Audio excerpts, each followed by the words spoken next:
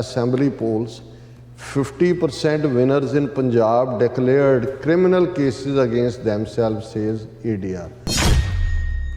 ਇਹ ਲੋਕਾਂ ਨੂੰ ਇਹ ਆਸ ਹੈ ਕਿ ਇਹ ਅੱਧੀ criminal assembly Aam Aadmi party ਸਮੇਤ ਦੂਜਿਆਂ ਦੇ ਉਹ ਪੰਜਾਬ ਦਾ ਭਲਾ ਕਰੇਗੀ। ਕੇਜਰੀਵਾਲ ਉਹ ਗਰਾਊਂਡ ਤਿਆਰ ਕਰ ਰਿਹਾ ਹੈ ਜਿਹਦੇ ਥੱਲੇ ਆਉਣ ਵਾਲੇ ਪੀਰੀਅਡ ਦੇ ਵਿੱਚ ਪੰਜਾਬ ਪੁਲਿਸ ਨੂੰ ਵਰਤ ਕੇ ਸਿੱਖ ਨਸਲਕੁਸ਼ੀ ਦਾ ਇੱਕ ਨਵਾਂ ਦੌਰ ਸ਼ੁਰੂ ਕੀਤਾ ਜਾਏਗਾ। ਜਿਹੜਾ ਵੀ ਫੌਜੀ ਬਾਰਡਰ ਦੇ ਉੱਤੇ ਸ਼ਹੀਦ ਹੋਏਗਾ ਪੰਜਾਬ ਦਾ, ਉਹਨੂੰ 1 ਕਰੋੜ ਰੁਪਈਆ ਦਿੱਤਾ ਜਾਏਗਾ। ਉਹ ਸਮਝ ਆ ਸਕਦਾ ਤੁਸੀਂ ਬੇਸ਼ੱਕ ਨੈਸ਼ਨਲਿਸਟ ਕਾਰਡ ਵੀ ਖੇਲਣਾ ਹੋਵੇ, ਕੋਈ ਗੱਲ ਬਿਲਕੁਲ। ਤੇ ਜਿਹੜਾ ਪੰਜਾਬ ਪੁਲਿਸ ਦਾ ਕੋਈ ਮੁਲਾਜ਼ਮ ਵੀ ਕਿਸੇ ਆਪਰੇਸ਼ਨ ਦੇ ਵਿੱਚ ਮਾਰਿਆ ਜਾਏਗਾ, ਉਹਨੂੰ 1 ਕਰੋੜ ਰੁਪਈਆ ਦਿੱਤਾ ਜਾਏਗਾ। ਹੁਣ ਆਲਰੇਡੀ ਉਹਨਾਂ ਨੇ ਉਹ ਸਟੇਜ ਸੈੱਟ ਕਰ ਰਹੇ ਨੇ ਉਸ ਪਾਸੇ ਵੱਲ।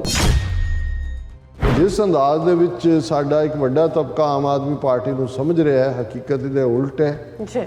ਕੇਜਰੀਵਾਲ ਪੰਜਾਬ 'ਚ ਇਸ ਕਿਸਮ ਦੀਆਂ ਕਿਲਿੰਗਸ ਕਰਕੇ, ਜਿਵੇਂ ਮੋਦੀ ਨੇ 2002 'ਚ ਗੁਜਰਾਤ 'ਚ ਮੁਸਲਮਾਨਾਂ ਦਾ ਕਤਲੇਆਮ ਕਰਕੇ ਭਾਰਤ ਭਰ ਦੇ ਵਿੱਚ ਪ੍ਰਧਾਨ ਮੰਤਰੀ ਹਿੰਦੂ ਹਿਰਦੇ ਸਮਰਾਟ ਬਣਿਆ, ਕੇਜਰੀਵਾਲ ਇਹੀ ਕੁਛ ਕਰਕੇ ਆਪਣਾ ਜਿਹੜਾ ਐਂਬੀਸ਼ਨ ਹੈ ਉਹ ਦਿੱਲੀ ਤੱਕ ਲਿਜਾਏਗਾ। ਦਰਸ਼ਕੋ, ਬ੍ਰੇਕ ਤੋਂ ਬਾਅਦ ਆਪਾਂ ਤੁਹਾਨੂੰ ਸਭ ਨੂੰ ਕਹਿੰਦੇ ਆ ਸਵੈਂਡ ਵਾਲੇ ਦੇ ਸੈਕਸ਼ਨ ਦੇ ਵਿੱਚ ਆਪਾਂ ਗੱਲਬਾਤ ਕਰਨ ਜਾ ਰਹੇ ਹਾਂ ਕਿ ਪੰਜਾਬ ਵਿੱਚ ਆਮ ਆਦਮੀ ਪਾਰਟੀ ਦੀ ਜਿਹੜੀ ਸਰਕਾਰ ਹੈ ਉਹ ਬਣਨ ਜਾ ਰਹੀ ਹੈ ਔਰ ਕੇਜਰੀਵਾਲ ਵੱਲੋਂ ਐਲਾਨ ਕੀਤਾ ਗਿਆ ਹੈ ਕਿ ਬਾਰਡਰ ਤੇ ਮਾਰੇ ਗਏ ਕਿਸੇ ਵੀ ਪੰਜਾਬ ਦੇ ਫੌਜੀ ਨੂੰ ਅਤੇ ਕਿਸੇ ਐਕਸ਼ਨ ਵਿੱਚ ਪੰਜਾਬ ਪੁਲਿਸ ਦੇ ਮਾਰੇ ਗਏ ਕੋਈ ਵੀ ਪੁਲਿਸੀਏ ਦੇ ਪਰਿਵਾਰ ਨੂੰ 1 ਕਰੋੜ ਰੁਪਈਆ ਦਿੱਤਾ ਜਾਵੇਗਾ। ਸੋ ਕੀ ਇਹ ਪੰਜਾਬ ਵਿੱਚ ਪੁਲਿਸ ਨੂੰ ਅਗਲੀ ਸਿੱਖ ਨਸਲਕੁਸ਼ੀ ਲਈ ਵਰਤਣ ਦਾ ਮਾਹੌਲ ਤਾਂ ਨਹੀਂ ਸਿਰਜਿਆ ਜਾ ਰਿਹਾ? ਇਸ ਬਾਰੇ ਆਪਾਂ ਗੱਲਬਾਤ ਕਰਨ ਜਾ ਰਹੇ ਹਾਂ।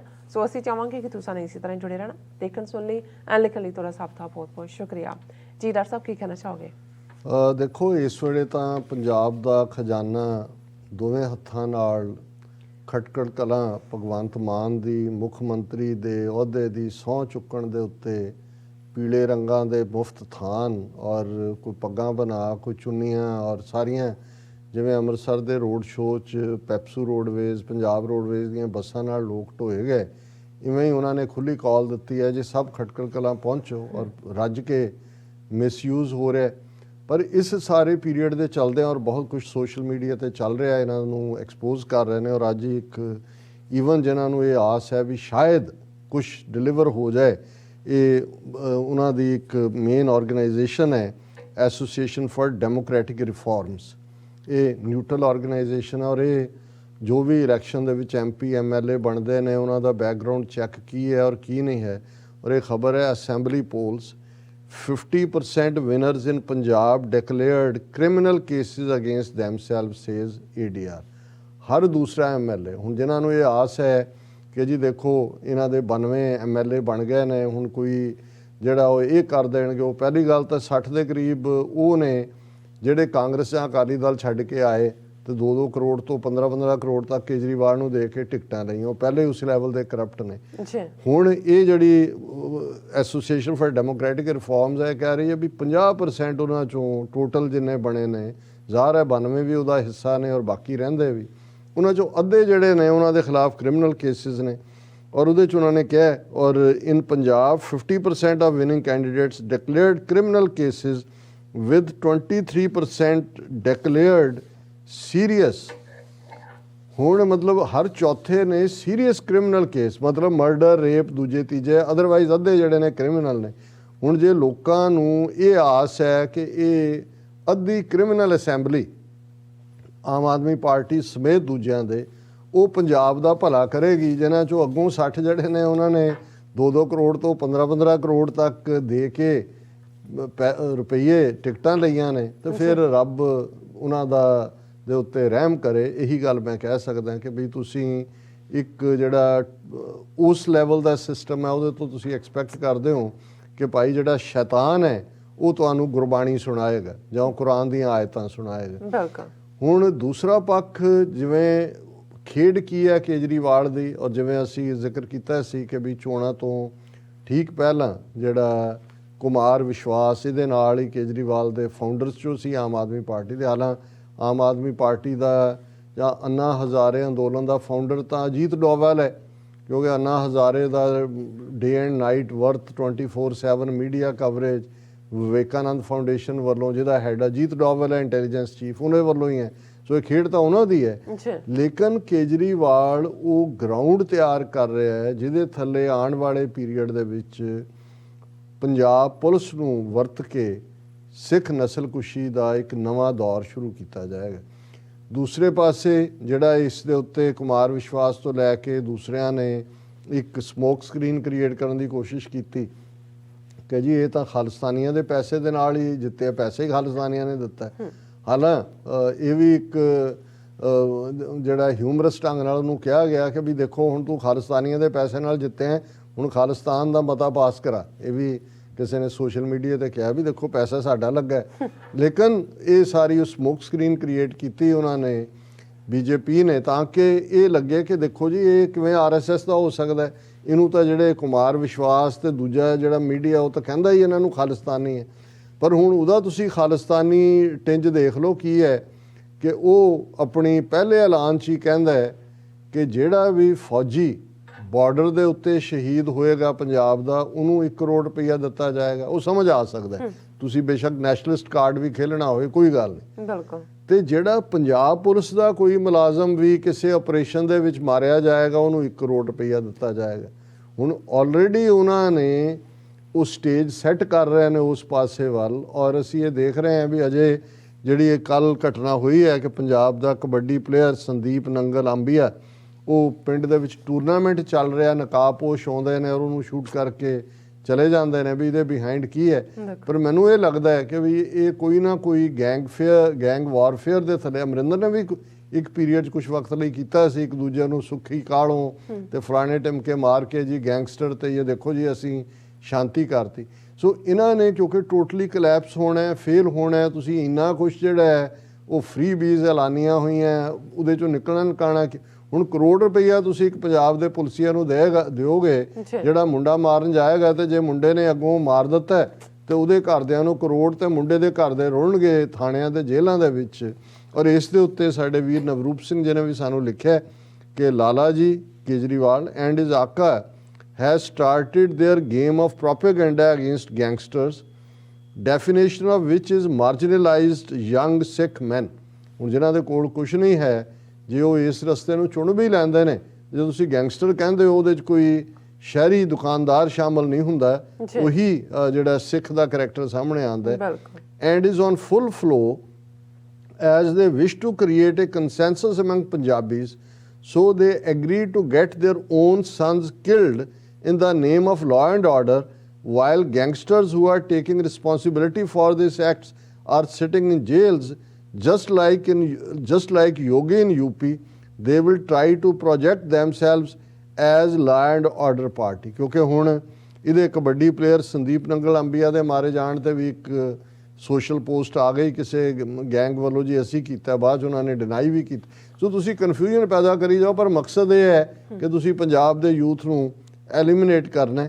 ਔਰ ਫਿਰ ਉਹਨਾਂ ਨੇ ਕਿਹਾ ਕਿ ਬਈ as Kejriwal's national ambitions can only be fulfilled by the same formula of genocide of a minority which quenches perverted sense of Hindu superiority, which actually originates from their inferiority complex about the last millennia.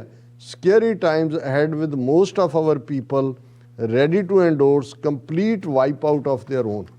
ਕਿ ਜਿਸ ਅੰਦਾਜ਼ ਦੇ ਵਿੱਚ ਸਾਡਾ ਇੱਕ ਵੱਡਾ ਤਬਕਾ Aam Aadmi party ਨੂੰ ਸਮਝ ਰਿਹਾ ਹੈ, ਹਕੀਕਤ ਇਹਦੇ ਉਲਟ ਹੈ। ਕੇਜਰੀਵਾਲ ਪੰਜਾਬ 'ਚ ਇਸ ਕਿਸਮ ਦੀਆਂ ਕਿਲਿੰਗਸ ਕਰਕੇ, ਜਿਵੇਂ ਮੋਦੀ ਨੇ 2002 'ਚ ਗੁਜਰਾਤ 'ਚ ਮੁਸਲਮਾਨਾਂ ਦਾ ਕਤਲੇਆਮ ਕਰਕੇ ਭਾਰਤ ਭਰ ਦੇ ਵਿੱਚ ਪ੍ਰਧਾਨ ਮੰਤਰੀ ਹਿੰਦੂ ਹਿਰਦੇ ਸਮਰਾਟ ਬਣਿਆ, ਕੇਜਰੀਵਾਲ ਇਹੀ ਕੁਛ ਕਰਕੇ ਆਪਣਾ ਜਿਹੜਾ ਐਂਬੀਸ਼ਨ ਹੈ ਉਹ ਦਿੱਲੀ ਤੱਕ ਲਿਜਾਏਗਾ। ਔਰ ਮੈਂ ਕਲੋਜ਼ਿੰਗ 'ਚ ਅੱਜ ਦਾ ਵਿਚਾਰ ਜਿਹੜਾ ਤੀਸਰੇ ਪਾਤਸ਼ਾਹ ਦਾ ਸ੍ਰੀ ਰਾਗ ਦੇ ਵਿੱਚ ਸ਼ਬਦ ਹੈ, ਜਿਨੇ ਇੱਕ ਮਨ ਨਾਮ ਧਿਆਇਆ ਗੁਰਮਤੀ ਵਿਚਾਰ, ਤਿੰਨ ਕੇ ਮੁਖ ਸਦ ਉਜਲੇ ਤਿਤ ਸੱਚੈ ਦਰਬਾਰ, ਓਏ ਅੰਮ੍ਰਿਤ ਪੀਵੇਂ ਸਦਾ ਸਦਾ ਸੱਚੈ ਨਾਮ ਪਿਆਰ, ਭਾਈ ਰੇ ਗੁਰਮੁਖ ਸਦਾ ਪਤ ਹੋਏ, ਹਰ ਹਰ ਸਦਾ ਧਿਆਈਐ, ਮਲ ਹਉਮੈ ਕੱਢੈ ਧੋਏ। ਰਹਾਓ, ਜਿਵੇਂ ਰਹਾਓ ਦੀ ਤੁਕ ਸੈਂਟਰਲ ਨੁਕਤਾ ਹੁੰਦਾ ਹੈ ਕਿ ਹੇ ਮੇਰੇ ਵੀਰ, ਮੇਰੇ ਭਰਾ, ਮਾਈ ਬ੍ਰਦਰ, ਭਾਈ ਰੇ ਗੁਰਮੁਖ ਸਦਾ ਪਤ ਹੋਏ। ਕਿ ਜਿਹੜੇ ਰੱਬ ਦੀ ਯਾਦ 'ਚ ਜੁੜੇ ਹੁੰਦੇ ਨੇ ਉਹ ਪਤਵਾਨ ਹੁੰਦੇ ਨੇ, ਰੱਬ ਦੀ ਦਰਗਾਹ 'ਚ ਇੱਜ਼ਤ ਦੀ ਖਿਲਤ ਉਹਨਾਂ ਨੂੰ ਮਿਲਦੀ ਹੈ। ਹਰ ਹਰ ਸਦਾ ਧਿਆਈ ਹੈ, ਉਸ ਰੱਬ ਨੂੰ ਹਰ ਪਲ ਯਾਦ ਰੱਖੀਏ, ਉਸ ਨੂੰ ਆਪਣੇ ਧਿਆਨ 'ਚ ਰੱਖੀਏ। ਮਲ ਹਉਮੈ ਕੱਢਿਆ ਧੋਏ। ਸਾਡੇ ਅੰਦਰ ਜਿਹੜੀ ਹਉਮੈ ਦੀ ਮੈਲ ਹੈ, ਈਗੋ ਫਸੀ ਹੋਈ ਹੈ, ਉਸ ਨੂੰ ਵਾਹਿਗੁਰੂ ਦੀ ਯਾਦ, ਵਾਹਿਗੁਰੂ ਦਾ ਸਿਮਰਨ, ਵਾਹਿਗੁਰੂ ਦੇ ਵਿੱਚ ਧਿਆਨ ਉਸ ਹਉਮੈ ਨੂੰ ਖਤਮ ਕਰਦਾ, ਉਸ ਹਉਮੈ ਨੂੰ ਕੱਢ ਕੇ ਬਾਹਰ ਮਾਰਦਾ। ਜਿਨੀ ਇੱਕ ਮਨ ਨਾਮ ਧਿਆਇਆ ਗੁਰਮਤੀ ਵਿਚਾਰ। ਜਿਨ੍ਹਾਂ ਨੇ ਗੁਰੂ ਦੀ ਮੱਤ ਦੇ ਉੱਤੇ ਆਮਨਾ ਕਰਕੇ ਇੱਕ ਚਿੱਤ ਹੋ ਕੇ ਉਸ ਵਾਹਿਗੁਰੂ ਦੇ ਨਾਂ ਨੂੰ ਯਾਦ ਕੀਤਾ, ਤਿਨ ਕੇ ਮੁਖ ਸਦ ਉਜਲੇ ਤਿਤ ਸੱਚੇ ਦਰਬਾਰ। ਉਹਨਾਂ ਦੇ ਮੂੰਹ ਚਿਹਰੇ ਹਮੇਸ਼ਾ ਰੱਬ ਦੀ ਦਰਗਾਹ ਦੇ ਵਿੱਚ ਉਜਲ ਹੋਣਗੇ, ਸੁਰਖਰੂ ਹੋਣਗੇ। ਓਏ ਅੰਮ੍ਰਿਤ ਪੀਵੇਂ ਸਦਾ ਸਦਾ ਸੱਚਾ ਨਾਮ ਪਿਆਰ। ਉਹ ਰੱਬ ਦੀ ਯਾਦ ਦਾ ਅੰਮ੍ਰਿਤ, ਕਿਉਂਕਿ ਰੱਬ ਦੀ ਯਾਦ ਤੁਹਾਨੂੰ ਜ਼ਿੰਦਗੀ ਦਿੰਦੀ ਹੈ, ਰੂਹਾਨੀ ਜ਼ਿੰਦਗੀ। ਦੁਨਿਆਵੀ ਜ਼ਿੰਦਗੀ ਤਾਂ ਸਾਵਾਂ ਨਾਲ, ਉਮਰਾਂ ਨਾਲ, ਉਹਦਾ ਨਾਲ ਕੋਈ ਜਿਹੜਾ ਲਾਗਾ ਦੇਗਾ ਨਹੀਂ ਹੈ। ਇਹ ਜਿਹੜਾ ਰੱਬ ਦੀ ਯਾਦ ਦੇ ਅੰਮ੍ਰਿਤ ਨੂੰ ਪੀਂਦਾ, ਉਹ ਉਸ ਵਾਹਿਗੁਰੂ ਦੇ ਪਿਆਰ ਦੇ ਵਿੱਚ ਹਮੇਸ਼ਾ ਖੀਵਾ ਹੋਇਆ ਰਹਿੰਦਾ। ਮਨਮੁਖ ਨਾਮ ਨਾ ਜਾਣਨੀ, ਵਿਣ ਨਾਮੈ ਪਤ ਜਾਏ। ਸ਼ਬਦੈ ਸਾਧ ਨਾ ਆਇਓ, ਲਾਗੈ ਦੂਜੈ ਭਾਏ। ਵਿਸ਼ਟਾ ਕੇ ਕੀੜੇ ਪਵੇਂ, ਵਿੱਚ ਵਿਸ਼ਟਾ ਸੇ ਵਿਸ਼ਟਾ ਮਾਹੇ ਸਮਾਏ। ਕਿ ਜਿਹੜੇ ਰੱਬ ਤੋਂ ਟੁੱਟੇ ਹੋਏ ਨੇ, ਮਨਮੁਖ, ਮਨ ਦੇ ਮਗਰ ਜਿਹੜੇ ਲੱਗੇ ਹੋਏ ਨੇ, ਉਹਨਾਂ ਨੂੰ ਵਾਹਿਗੁਰੂ ਦੇ ਨਾਮ ਦੀ, ਪਿਆਰ ਦੀ ਸਾਰ ਨਹੀਂ ਹੈ। ਉਹ ਇਵੇਂ ਹੀ ਬੇਪਤ ਹੋ ਕੇ ਦੁਨੀਆ ਤੋਂ ਜਾਂਦੇ ਨੇ। ਉਹਨਾਂ ਨੂੰ ਕਿਉਂਕਿ ਰੱਬ ਦੀ ਯਾਦ ਦਾ ਸਵਾਦ ਨਹੀਂ ਆਉਂਦਾ, ਉਹ ਤਾਂ ਹਉਮੈ ਦੇ ਵਿੱਚ, ਮਾਇਆ 'ਚ ਫਸੇ ਹੁੰਦੇ ਨੇ। ਉਹ ਦੂਜੇ ਪਾਏ ਮਾਇਆ ਦੇ ਵਿੱਚ ਗਲਤਾਨ ਉਹ ਆਪਣੀ ਜ਼ਿੰਦਗੀ ਗੁਜ਼ਾਰਦੇ ਨੇ। ਔਰ ਉਹ ਹਮੇਸ਼ਾ ਹੀ, ਜਿਹਨੂੰ ਤੁਸੀਂ ਵਿਸ਼ਟਾ ਦੇ ਕੀੜੇ ਕਹਿੰਦੇ ਹੋ, ਕਿ ਵੀ ਜਿਵੇਂ ਗੰਦ ਦੇ ਵਿੱਚ ਪਏ ਹੋਏ ਕੀੜੇ ਹੁੰਦੇ ਨੇ, ਉਹਨਾਂ ਦਾ ਮਨ ਹਮੇਸ਼ਾ ਉਹਨਾਂ ਦੇ ਵਿਸ਼ਟਾ ਦੇ ਕੀੜਿਆਂ ਵਾਂਗ ਹੁੰਦਾ, ਕਿਉਂਕਿ ਉਹਨਾਂ ਦੀ ਸੋਚ ਦੇ ਉੱਤੇ ਦੁਨੀਆਦਾਰੀ ਹਾਵੀ ਹੁੰਦੀ ਹੈ। ਉਹ ਰੱਬ ਦੇ ਪਿਆਰ ਦੀ ਉਸ ਦੌਲਤ ਨੂੰ ਮਾਣ ਨਹੀਂ ਸਕਦੇ। ਤਿਨਕਾ ਜਨਮ ਸਫਲ ਹੈ, ਜੋ ਚੱਲੇ ਸਤਿਗੁਰ ਭਾਏ। ਕੁਲ ਉਦਾਰੈ ਆਪਣਾ, ਧਨ ਜਨੇਂਦੀ ਮਾਏ। ਹਰ ਹਰ ਨਾਮ ਧਿਆਈਐ, ਜਿਸ ਨੂੰ ਕਿਰਪਾ ਕਰੇ ਰਜਾਏ। ਗੁਰੂ ਸਾਹਿਬ ਫਰਮਾਉਂਦੇ ਨੇ ਕਿ ਉਹਨਾਂ ਦਾ ਇਸ ਜੀਵਨ ਦੇ ਵਿੱਚ ਆਉਣਾ ਸਫਲ ਹੋ ਜਾਂਦਾ ਹੈ, ਜਿਹੜੇ ਸਤਿਗੁਰੂ ਦੀ ਸਿੱਖਿਆ ਦੇ ਮੁਤਾਬਕ ਆਪਣੇ ਜੀਵਨ ਨੂੰ ਬਸਰ ਕਰਦੇ ਨੇ। ਕਿਉਂਕਿ ਉਹਨਾਂ ਦਾ ਜੀਵਨ ਇੱਕ ਆਦਰਸ਼ ਜੀਵਨ ਹੁੰਦਾ ਹੈ। ਉਹਨਾਂ ਦਾ ਪਰਿਵਾਰ, ਉਹਨਾਂ ਦੀ ਕੁੱਲ, ਉਹਨਾਂ ਦਾ ਖਾਨਦਾਨ ਕੁੱਲ ਉਧਾਰ ਹੈ ਆਪਣਾ। ਉਹਨਾਂ ਦੇ ਚੰਗੇ ਗੁਣਾਂ ਦਾ, ਰੱਬ ਦੇ ਪਿਆਰੇ ਹੋਣ ਦਾ ਪ੍ਰਭਾਵ ਸਮੁੱਚੇ ਪਰਿਵਾਰ ਦੇ ਉੱਤੇ ਹੁੰਦਾ। ਅਤੇ ਉਹ ਉਹਨਾਂ ਦੀਆਂ ਮਾਵਾਂ ਧਨ ਨੇ, ਧਨ ਜਣੇਂਦੀ ਮਾਏ, ਜਿਨ੍ਹਾਂ ਨੇ ਇਸ ਕਿਸਮ ਦੇ ਗੁਰਮੁਖ ਪੈਦਾ ਕੀਤੇ ਨੇ, ਜਿਹੜੇ ਰੱਬ ਦੀ ਯਾਦ ਵਿੱਚ ਜੁੜੇ ਹੋਏ ਨੇ। ਉਹ ਹਮੇਸ਼ਾ ਰੱਬ ਦੀ ਯਾਦ ਨੂੰ, ਰੱਬ ਦੇ ਵਿੱਚ ਜੁੜੇ ਹੁੰਦੇ ਨੇ। ਪਰ ਇਹ ਵੀ ਉਹੀ ਇਸ ਪਾਸੇ ਤੁਰਦਾ ਜਿਸ ਨੂੰ ਕਿਰਪਾ ਕਰੇ ਰਜਾਏ। ਕਿ ਜਿਹੜੇ ਉਹਦੀ ਰਜ਼ਾ ਦੇ ਵਿੱਚ ਵਾਹਿਗੁਰੂ ਦੇ ਜਿਹੜਾ ਜਿਸ ਦੇ ਉੱਤੇ ਕਿਰਪਾ ਹੁੰਦੀ ਹੈ। ਅਤੇ ਅਖੀਰ 'ਚ ਗੁਰੂ ਸਾਹਿਬ ਨੇ ਫਰਮਾਇਆ, ਜਿਨੀ ਗੁਰਮੁਖ ਨਾਮ ਧਿਆਇਆ, ਵਿੱਚੋਂ ਆਪ ਗਵਾਏ। ਓਏ ਅੰਦਰੋਂ ਬਾਹਰੋਂ ਨਿਰਮਲੇ, ਸੱਚੇ ਸੱਚ ਸਮਾਏ।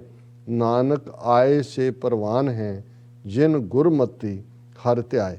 ਕਿ ਜਿਨ੍ਹਾਂ ਗੁਰਮੁਖਾਂ ਨੇ ਉਸ ਰੱਬ ਦੇ ਨਾਮ ਨੂੰ ਯਾਦ ਕੀਤਾ, ਆਪਣੇ ਧਿਆਨ 'ਚ ਲਿਆਂਦਾ, ਆਪਣਾ ਆਪਾ ਅੰਦਰੋਂ ਗਵਾਇਆ, ਹਉਮੈ ਨੂੰ ਖਤਮ ਕੀਤਾ, ਉਹ ਅੰਦਰੋਂ ਤੇ ਬਾਹਰੋਂ ਇੱਕ ਨੇ।